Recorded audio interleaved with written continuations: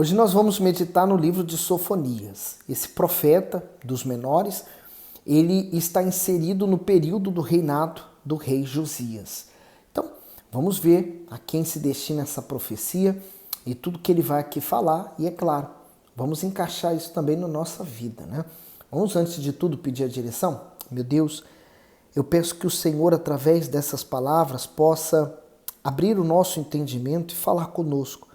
O Senhor falou naquele tempo através do teu servo, hoje fala conosco, em o nome de Jesus. Amém. Eu quero começar pelo comentário do versículo 1 do bispo, diz assim: palavra do Senhor que veio a Sofonias. Esse profeta exerceu seu ministério durante o reinado de Josias, no período entre 640 e 609 a.C. Ele anunciou a queda do reino de Judá e da cidade de Jerusalém como consequência dos pecados da nação. O povo havia se envolvido com a idolatria, com a corrupção e com todo tipo de iniquidade. Além disso, não obedecia mais ao Altíssimo e mesmo assim se sentia seguro e protegido. Tudo isso provocou a ira do Eterno. Essa mensagem também vale para os nossos dias, pois não são poucos aqueles que afrontam a Deus com a sua rebeldia e ainda se sentem confortáveis e confiantes. Somente desfruta da verdadeira segurança e tranquilidade quem se submete aos preceitos divinos. Então, nós temos realmente aprendido o quanto que a nação de Israel, por muitas vezes, se desviou da fé e as consequências disso, né? Então, nós, se não queremos errar da mesma forma, temos que estar vigilantes. Por isso, Jesus falou duas coisas importantes: vigiai e orai, porque a oração é o ato de comunhão que temos com Deus. Então, versículo 1. Palavra do Senhor que veio a Sofonias, filho de Cusi, filho de Gedalias, filho de Amarias, filho de Ezequias, nos dias de Josias, filho de Amon, rei de Judá. Hei de consumir por completo tudo de sobre a terra, diz o Senhor.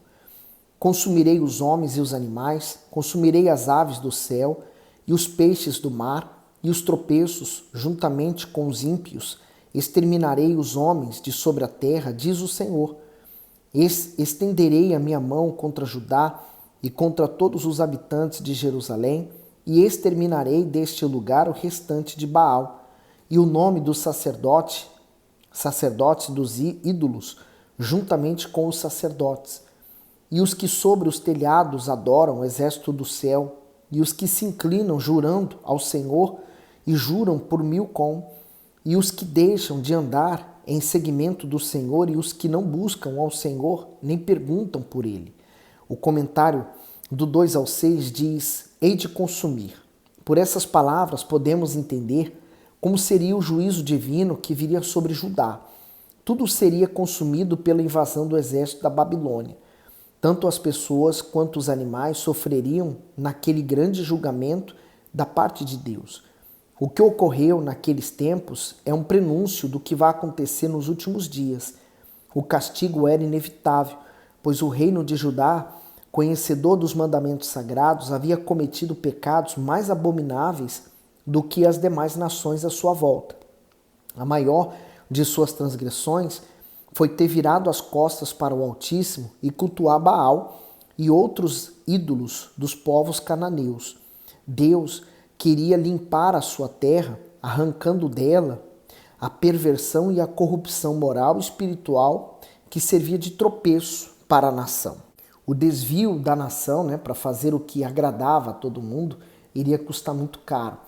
Olha só, aquele povo, né, que foi para o Egito e que saiu de escravo para sua terra, possuiu a terra, agora é um povo completamente distante daquelas leis que eles assumiram lá atrás, daquela aliança que eles fizeram com Deus lá atrás, no Sinai. Aqui eles estão totalmente longe do Altíssimo. Então, se vem a desgraça, se vem a destruição, se vem os problemas, a culpa jamais poderia ser de Deus. A culpa era deles mesmo, eles que se afastaram de Deus. No 7 diz assim: cala-te diante do Senhor Deus, porque o dia do Senhor está perto, porque o Senhor preparou o sacrifício e santificou os seus convidados. Acontecerá que no dia do sacrifício do Senhor castigarei os príncipes e os filhos do rei e todos os que se vestem de trajes estrangeiros. Castigarei naquele dia todo aquele que salta sobre o limiar, que enche de violência e engano a casa dos seus senhores. E naquele dia, diz o Senhor, far-se-á ouvir uma voz de clamor desde a porta do peixe e um uivo desde a segunda parte, e grande quebrantamento desde dos outeiros. Comentário diz do 7 ao 10. O dia do Senhor está perto. Há várias referências nas Sagradas Escrituras sobre esse momento. Não será um dia de paz, e sim de vingança e de juízo. Não será de luz, mas de trevas, nem de alegria, mas de tristeza e de dor. Os vários relatos bíblicos do julgamento de Deus sobre as nações do passado, mostram como será no final dos tempos esse dia tão temido, anunciado pelos profetas. Isaías 46:10, ele diz que anunciou o fim desde o princípio e desde a antiguidade as coisas que ainda não sucederam. Que digo, o meu conselho será firme e farei toda a minha vontade. Amós 5:18, ai daqueles que desejam o dia do Senhor. Para que quereis vós esse dia do Senhor? Será de trevas e não de luz. Seguindo o comentário do bispo, na época do cativeiro babilônico, o Todo-Poderoso estava tão aborrecido com seu povo que já não aceitava mais os seus sacrifícios, pois os israelitas não eram sinceros. Faltava a eles o principal, o arrependimento. Por não sacrificarem sua vida de pecados e não se voltarem para o Altíssimo, preferindo viver longe da sua proteção, eles seriam sacrificados por seus inimigos. Isso significa que aqueles que se poupam da dor, da renúncia, de suas vontades, porque resistem à fé, sofrerão dor maior por terem sido negligentes. O Senhor Jesus falou para aqueles religiosos da época que eles adoravam a Deus com seus lábios, mas o seu coração estava longe. Então, uma coisa, por exemplo, é a pessoa ir à igreja, frequentar uma igreja, ser assídua, nas reuniões. Outra coisa é o coração dela estar ali, porque às vezes o corpo está, mas o coração dela está em outro lado. No 11, uivai, vós moradores de Mactes, porque todo o povo que mercadeja está arruinado. Todos os que estavam carregados de dinheiro foram destruídos. E há de ser que naquele tempo esquadrinharei a Jerusalém com lanternas e castigarei os homens que se espeçam como a borra do vinho, que dizem no seu coração, o Senhor não faz o bem nem faz o mal. O comentário diz, esquadrinharei a Jerusalém com lanternas. Naquele tempo, muitos em Judá acreditavam que o Altíssimo não repreenderia o povo pelos seus erros, mas a justiça divina é perfeita e nenhuma prática do ser humano ficará encoberta ou impune.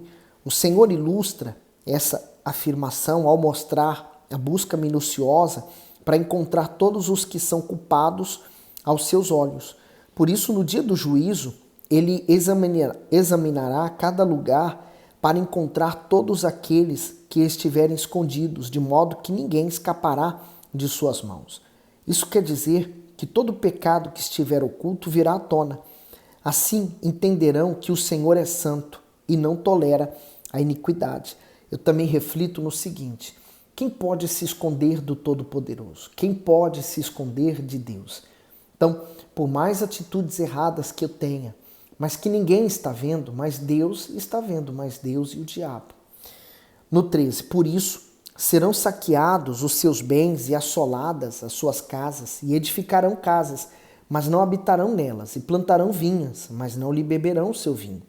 O grande dia do Senhor está perto, sim, está perto, e se apressa muito. Amarga é a voz do dia do Senhor, clamará ali o poderoso.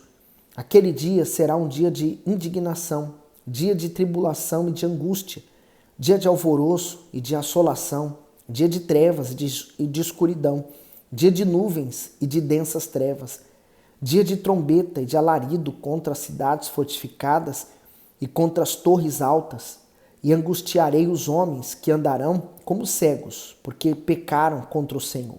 E o seu sangue se derramará como pó, e a sua carne será como esterco. Então, quer dizer, o pecado, ele além de angustiar a alma da pessoa, ele também torna a pessoa cega, né?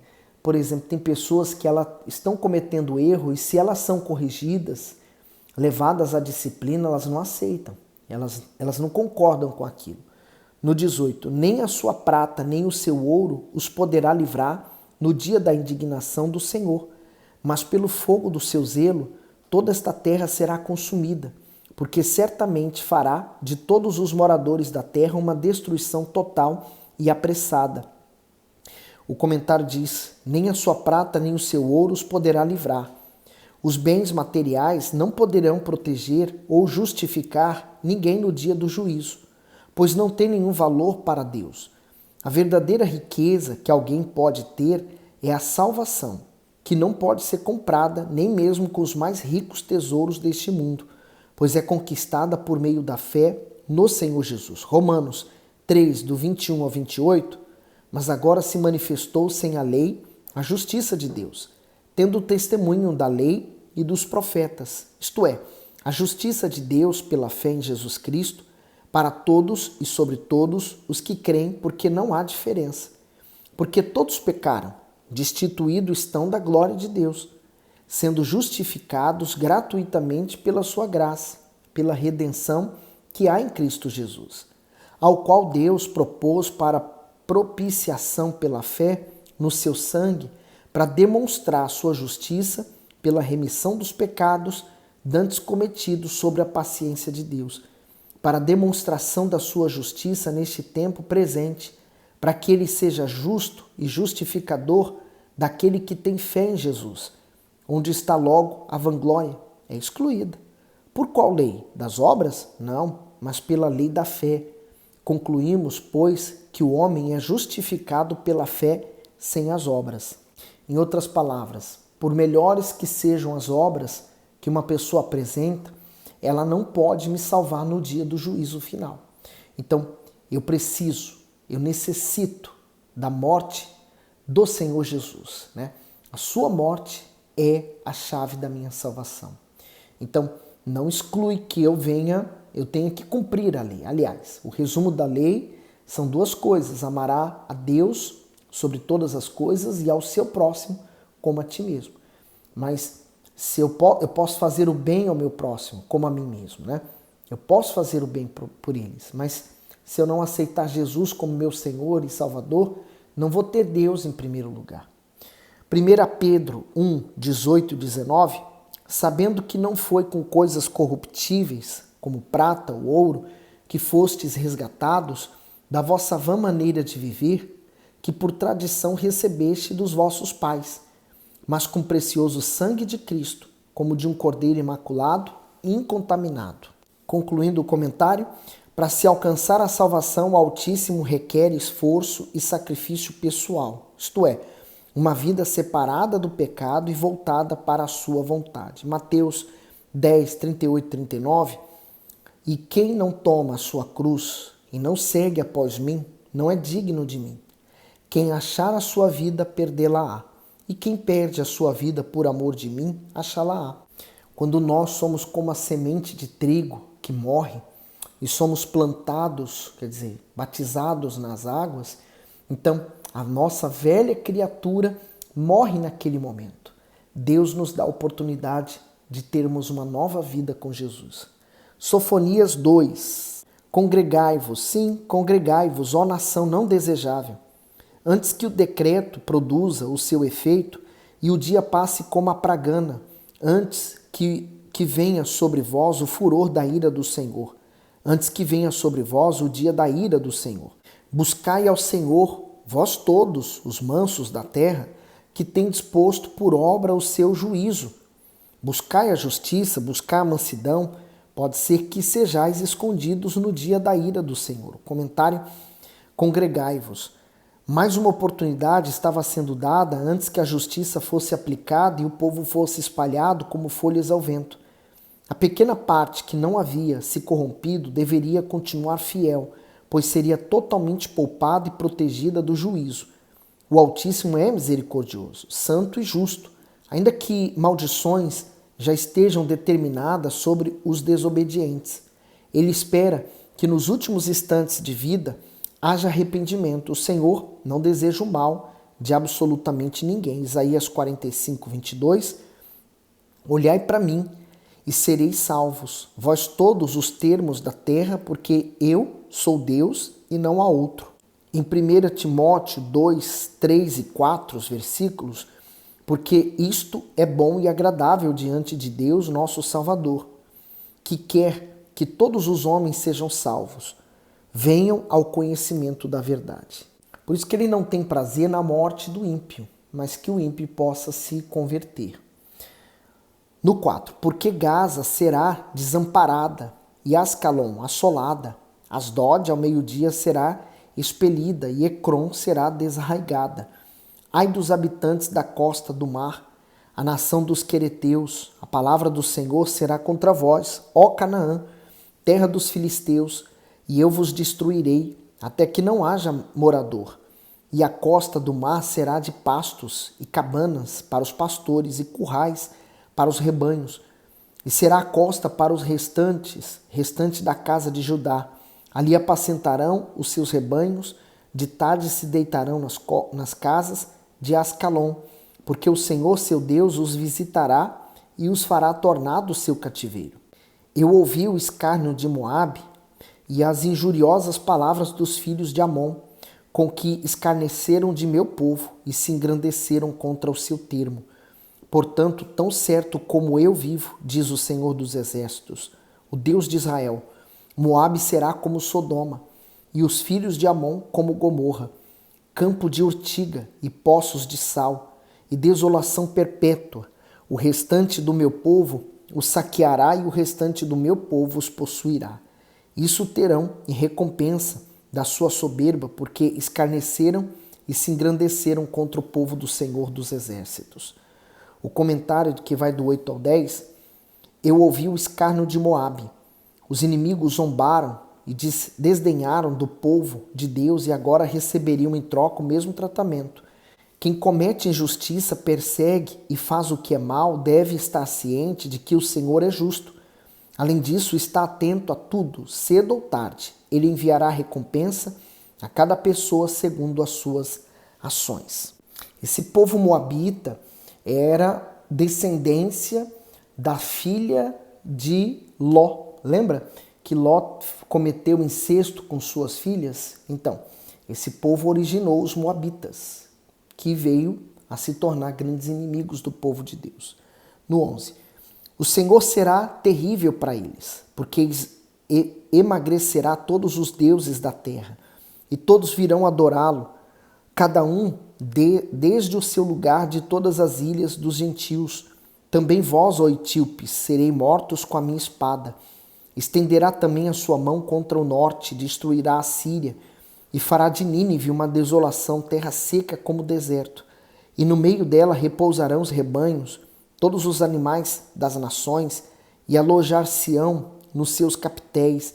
Assim o pelicano como o ouriço, o canto das aves se ouvirá nas janelas, e haverá desolação nos limiares, quando tiver descoberto a sua obra de cedro.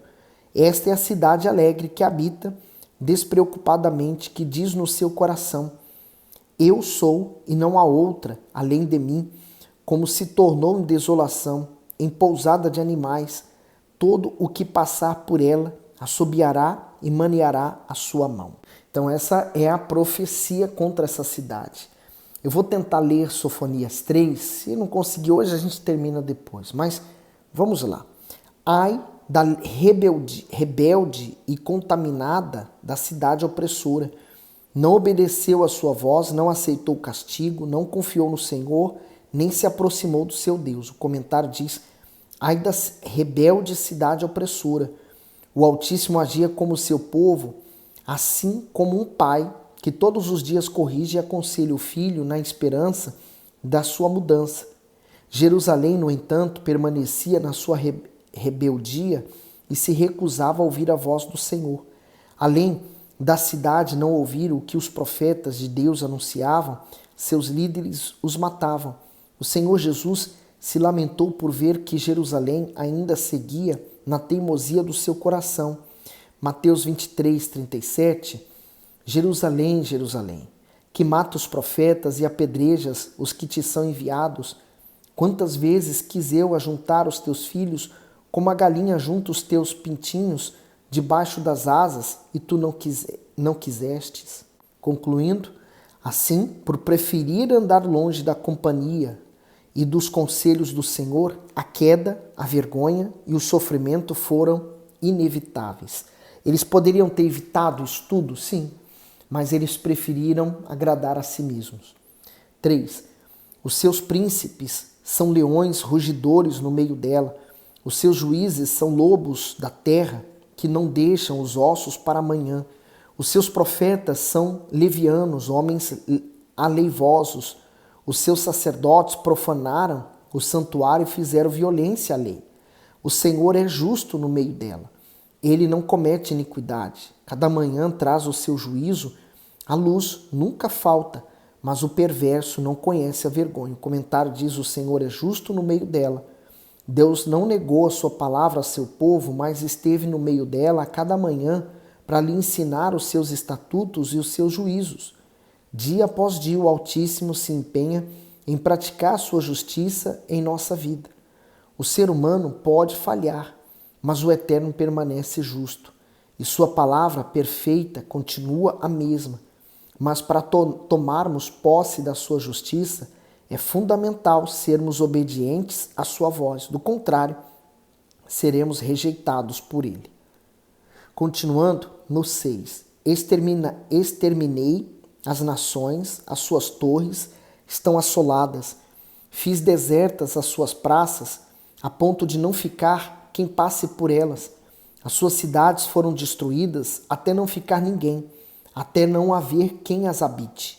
Eu dizia: certamente me temerás e aceitarás a correção, e assim a sua morada não seria destruída, conforme tudo aquilo por que eu castiguei. Mas eles se levantaram de madrugada, corromperam todas as suas obras. Portanto, esperai-me, diz o Senhor, no dia em que eu me levantar para o despojo, porque o meu decreto é ajuntar as nações e congregar os reinos, para sobre eles derramar a minha indignação e todo o ardor da minha ira, porque toda esta terra será consumida pelo fogo do meu zelo. Porque então darei uma linguagem pura aos povos, para que todos invoquem o nome do Senhor, para que o sirvam com o mesmo consenso. Dalém dos rios da Etiópia, meus zelosos adoradores, que constituem a filha dos meus dispersos, me trarão sacrifícios. Naquele dia não te envergonharás de nenhuma das tuas obras com as quais te rebelaste contra mim. Porque então tirarei do meio de ti os que exultam na tua soberba, e tu nunca mais te exorbecerás no meu monte santo, mas deixarei no meio de ti um povo humilde e pobre, e eles confiarão no nome do Senhor. O comentário diz: tirarei do meio de ti os que exultam na tua soberba. Os orgulhosos, os arrogantes serão retirados do meio do povo de Deus, e apenas os humildes de espírito permanecerão. A palavra garante que os hipócritas e os enganadores não se manterão para sempre no Monte Santo, ou seja, em Jerusalém.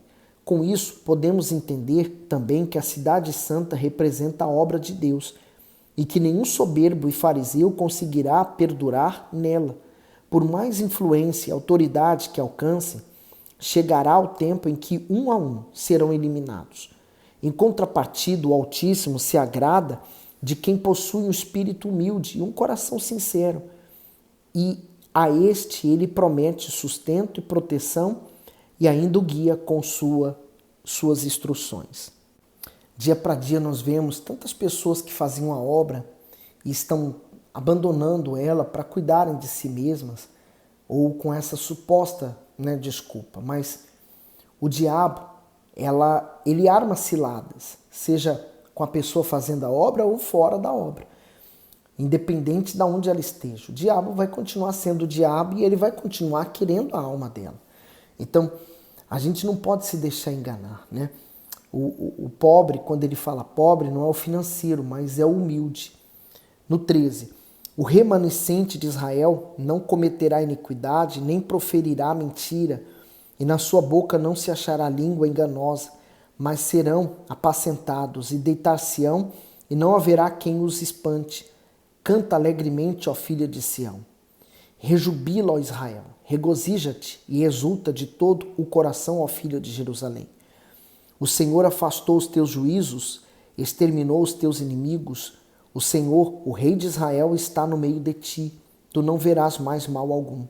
Naquele dia se dirá a Jerusalém: não temas, ó Sião, não se enfraqueçam as tuas mãos. O Senhor teu Deus, o poderoso, está no meio de ti. Ele salvará, ele se deleitará em ti com alegria, calar-se-á por seu amor, regozijar-se-á em ti com júbilo. O comentário diz: canta alegremente, ó filha de Sião. A nação de Israel deveria se regozijar e fazer festa, porque Deus havia revertido o seu juízo contra ela e estava pronto para destruir os seus inimigos. O Altíssimo não deixou seu povo ser destruído, mas providenciou uma maneira de restaurá-lo. Por isso, não havia mais o que temer. Igualmente, aqueles que foram redimidos pelo sangue de Jesus derramado na cruz são tomados pela imensa alegria da salvação. Mesmo vivendo em meio às lutas e perseguições, a igreja do nosso Senhor guarda com alegria e júbilo a sua volta. Quando esse dia chegar, haverá uma festa jamais vista. Será o encontro do noivo com a sua noiva. O céu será tomado de intenso júbilo. Apocalipse 19, do 5 ao 6. E saiu uma voz do trono que dizia: louvai o nosso Deus, vós todos os seus servos, e vós que o temeis assim pequenos como grandes. E ouvi como que a voz de uma grande multidão, e como a voz de muitas águas, e como que a voz de grandes trovões, que dizia aleluia, pois já o Senhor Deus Todo-Poderoso reina. E é por esse dia e hora que nós jubilamos e queremos, né, e falamos: ora vem, Senhor Jesus. Porque o mundo como está e como ele vem seguindo, não tem conserto. 18. Os entristecidos por causa da reunião solene, congregarei esses que são de ti e para os quais o opróbrio dela era um peso. Eis que naquele tempo procederei contra todos os que te afligem e salvarei a que cocheia e recolherei a que foi expulsa, e deles farei um louvor e um nome em toda a terra em que forem envergonhados. Naquele tempo vos farei voltar, naquele tempo vos recolherei. Certamente farei de vós um nome e um louvor entre todos os povos da terra, quando fizer voltar os vossos cativos diante dos vossos olhos, diz o Senhor. O vídeo ficou bem mais longo, mas terminamos hoje então o livro de Sofonias. Ele tem só apenas esses 3 capítulos, mas ele termina de uma forma tão maravilhosa, né? Quer dizer, assim também é o livro de Apocalipse. Para que ele serve? Não é para você ficar questionando quem é, o que é isso, o que significa esse símbolo. Não, se atente ao Senhor Jesus, porque ele está sempre apontando para o Senhor Jesus. Olhe para o que ele diz, para o que ele fala e o que ele vai fazer. Isso é importante, tá certo? Que Deus continue iluminando, abençoando você. Manda esse vídeo para alguém, dá o seu gosto e põe nos comentários se Deus falou consigo. Fique bem.